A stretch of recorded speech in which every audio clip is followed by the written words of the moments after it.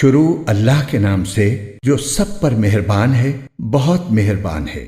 جن لوگوں نے کفر اختیار کر لیا ہے اور دوسروں کو اللہ کے راستے سے روکا ہے، اللہ نے ان کے اعمال اکارت کر دیے ہیں۔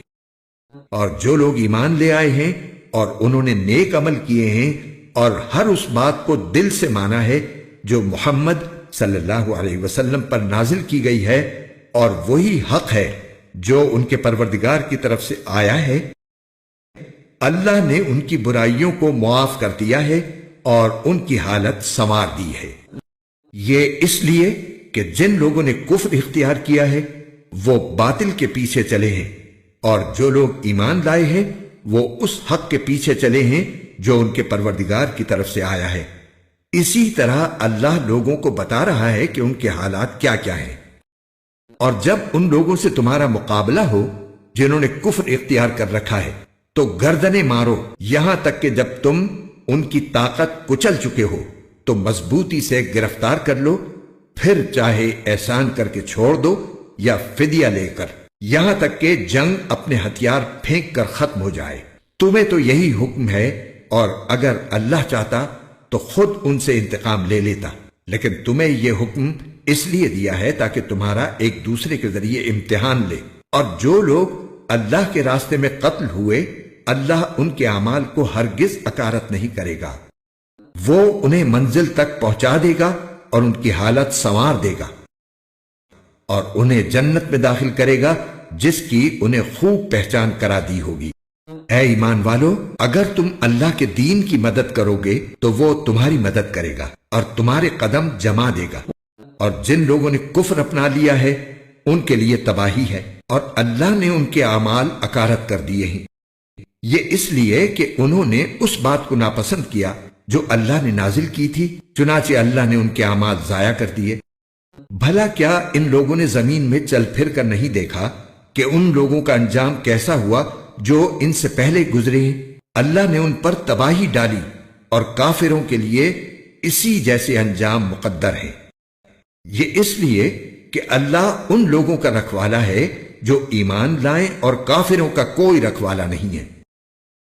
یقین رکھو کہ جو لوگ ایمان لائے ہیں اور انہوں نے نیک عمل کیے ہیں، اللہ ان کو ایسے باغات میں داخل کرے گا جن کے نیچے نہریں بہتی ہوں گی، اور جنہوں نے کفر اپنا لیا ہے وہ یہاں تو مزے اڑا رہے ہیں اور اس طرح کھا رہے ہیں جیسے چوپائے کھاتے ہیں، اور جہنم ان کا آخری ٹھکانہ ہے۔ اور کتنی بستیاں ہیں جو طاقت میں تمہاری اس بستی سے زیادہ مضبوط تھیں جس نے اے پیغمبر تمہیں نکالا ہے، ان سب کو ہم نے ہلاک کر دیا اور ان کا کوئی مددگار نہ ہوا۔ اب بتاؤ کہ جو لوگ اپنے پروردگار کی طرف سے ایک روشن راستے پر ہوں، کیا وہ ان جیسے ہو سکتے ہیں جن کی بدکاری ہی ان کے لیے خوشنما بنا دی گئی ہو اور وہ اپنی نفسانی خواہشات کے پیچھے چلتے ہوں؟ متقی لوگوں سے جس جنت کا وعدہ کیا گیا ہے اس کا حال یہ ہے کہ اس میں ایسے پانی کی نہریں ہیں جو خراب ہونے والا نہیں، ایسے دودھ کی نہریں ہیں جس کا ذائقہ نہیں بدلے گا، ایسی شراب کی نہریں ہیں جو پینے والوں کے لیے سراپا لذت ہوگی، اور ایسے شہد کی نہریں ہیں جو نتھرا ہوا ہوگا، اور ان جنتیوں کے لیے ہر قسم کے پھل ہوں گے، اور ان کے پروردگار کی طرف سے مغفرت۔ کیا یہ لوگ ان جیسے ہو سکتے ہیں جو ہمیشہ دوزخ میں رہیں گے اور انہیں گرم پانی پلایا جائے گا، چنانچہ وہ ان کی آنتوں کو ٹکڑے ٹکڑے کر دے گا؟ اور اے پیغمبر، ان میں سے کچھ لوگ وہ ہیں جو تمہاری باتیں کانوں سے تو سنتے ہیں، لیکن جب تمہارے پاس سے نکل کر جاتے ہیں تو جنہیں علم عطا ہوا ہے ان سے پوچھتے ہیں کہ ابھی ابھی آپ صلی اللہ علیہ وسلم نے کیا کہا تھا؟ یہ وہ لوگ ہیں جن کے دلوں پر اللہ نے مہر لگا دی ہے، اور جو اپنی نفسانی خواہشات کے پیچھے لگ گئے ہیں۔ اور جن لوگوں نے ہدایت کا راستہ اختیار کیا ہے، اللہ نے انہیں ہدایت میں اور ترقی دی ہے، اور انہیں ان کے حصے کا تقوی عطا فرمایا ہے۔ اب کیا یہ کافر لوگ قیامت ہی کا انتظار کر رہے ہیں کہ وہ یکایک ان پر آن پڑے؟ اگر ایسا ہے تو اس کی علامتیں تو آ چکی ہیں، پھر جب وہ آ ہی جائے گی تو اس وقت ان کے لیے نصیحت ماننے کا موقع کہاں سے آئے گا؟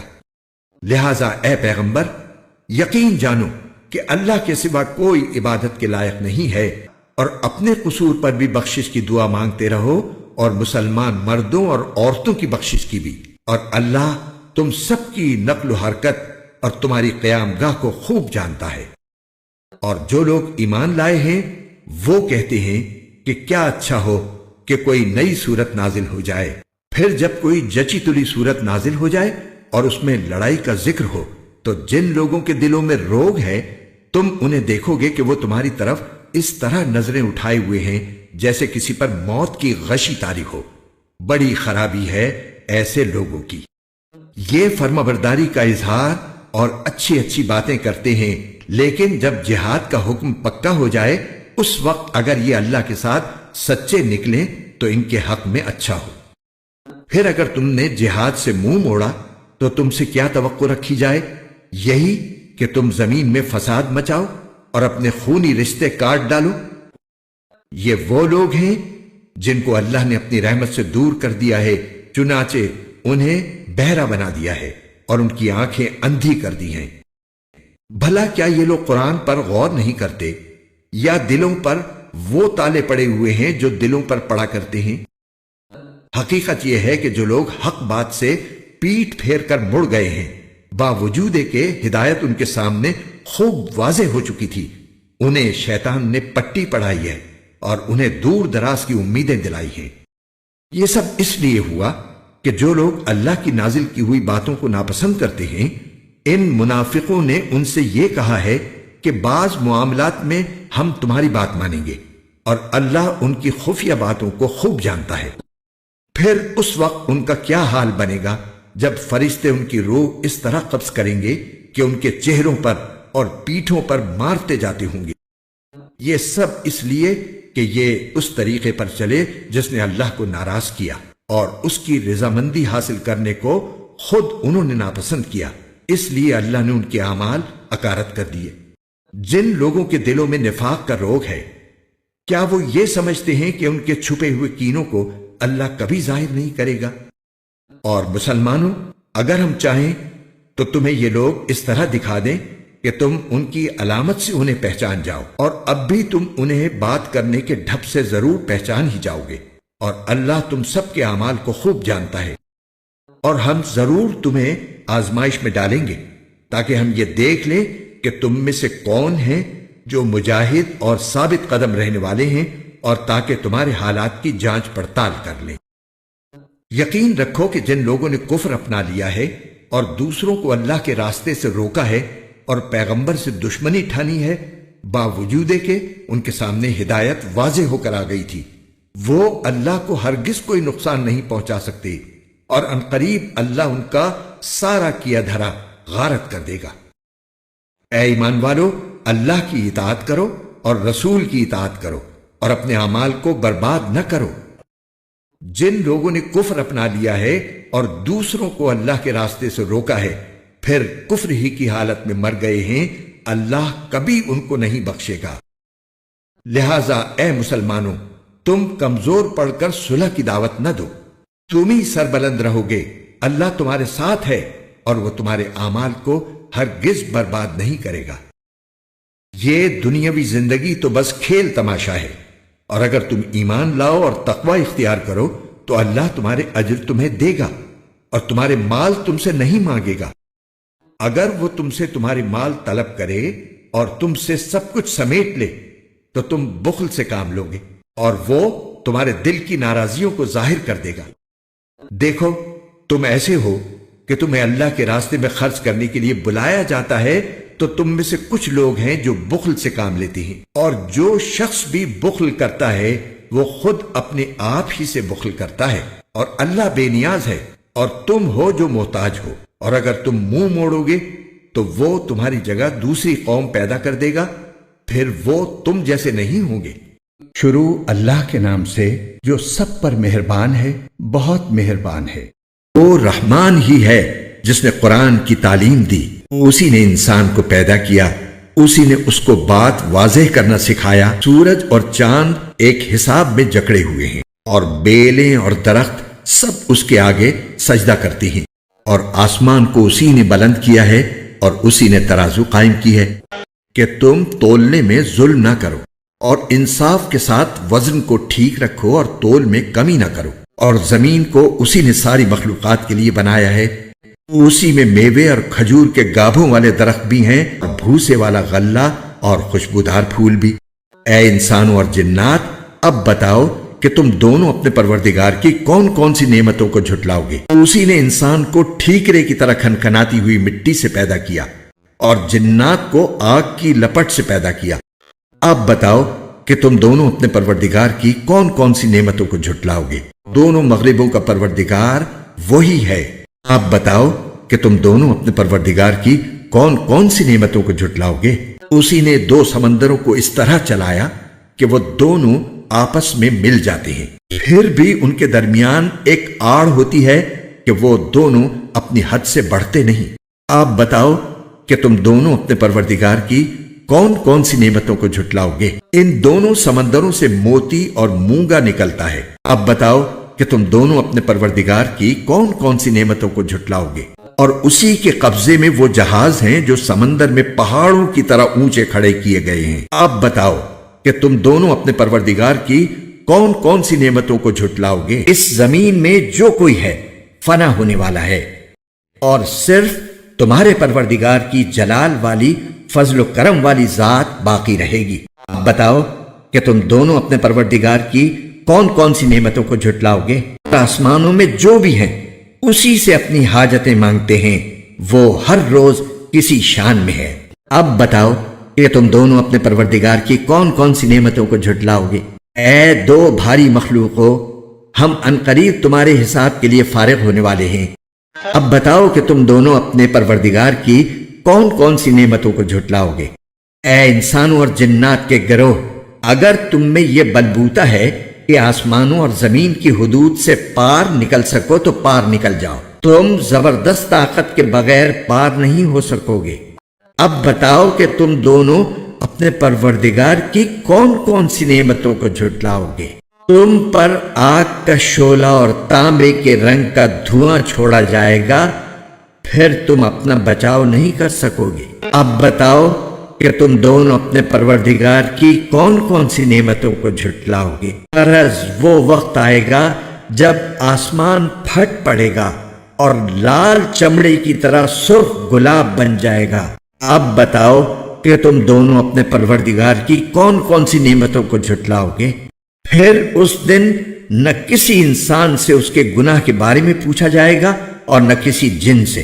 اب بتاؤ کہ تم دونوں اپنے پروردگار کی کون کون سی نعمتوں کو جھٹلاؤ گے؟ مجرم لوگوں کو ان کی علامتوں سے پہچان لیا جائے گا، پھر انہیں سر کے بالوں اور پاؤں سے پکڑا جائے گا۔ اب بتاؤ کہ تم دونوں اپنے پروردگار کی کون کون سی نعمتوں کو جھٹلاؤ گے؟ یہ ہے وہ جہنم جسے یہ مجرم لوگ جھٹلاتے تھے، یہ اسی کے اور کھولتے ہوئے پانی کے درمیان چکر لگائیں گے۔ اب بتاؤ کہ تم دونوں اپنے پروردگار کی کون کون سی نعمتوں کو جھٹلاؤ گے؟ اور جو شخص دنیا میں اپنے پروردگار کے سامنے کھڑا ہونے سے ڈرتا تھا، اس کے لیے 2 باغ ہوں گے۔ اب بتاؤ کہ تم دونوں اپنے پروردگار کی کون کون سی نعمتوں کو جھٹلاؤ گے؟ دونوں باغ شاخوں سے بھرے ہوئے۔ اب بتاؤ کہ تم دونوں اپنے پروردگار کی کون کون سی نعمتوں کو جھٹلاؤ گے؟ انہی 2 باغوں میں 2 چشمے بہ رہے ہوں گے۔ اب بتاؤ کہ تم دونوں اپنے پروردگار کی کون کون سی نعمتوں کو جھٹلاؤ گے؟ ان دونوں میں ہر پھل کے 2 جوڑے ہوں گے۔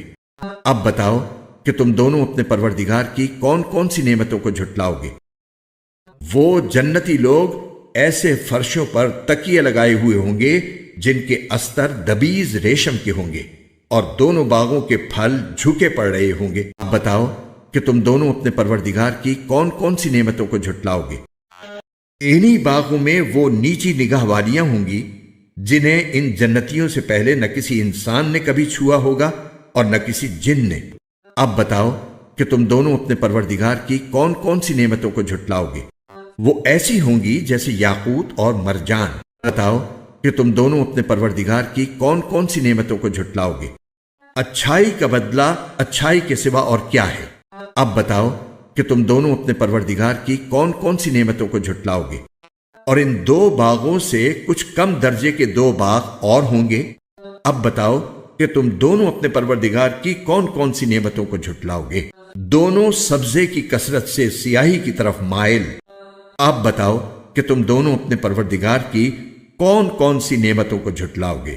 انہی میں 2 ابلتے ہوئے چشمے ہوں گے، اب بتاؤ کہ تم دونوں اپنے پروردگار کی کون کون سی نعمتوں کو جھٹلاؤ گے۔ انہی میں میوے اور کھجوریں اور انار ہوں گے، بتاؤ کہ تم دونوں اپنے پروردگار کی کون کون سی نعمتوں کو جھٹلاؤ گے۔ انہی میں خوبصورت عورتیں ہوں گی، اب بتاؤ کہ تم دونوں اپنے پروردگار کی کون کون سی نعمتوں کو جھٹلاؤ گے۔ وہ حوریں جنہیں خیموں میں حفاظت سے رکھا گیا ہوگا، بتاؤ کہ تم دونوں اپنے پروردگار کی کون کون سی نعمتوں کو جھٹلاؤ گے۔ انہیں ان جنتیوں سے پہلے نہ کسی انسان نے کبھی چھوا ہوگا اور نہ کسی جن نے، اب بتاؤ کہ تم دونوں اپنے پروردگار کی کون کون سی نعمتوں کو جھٹلاؤ گے۔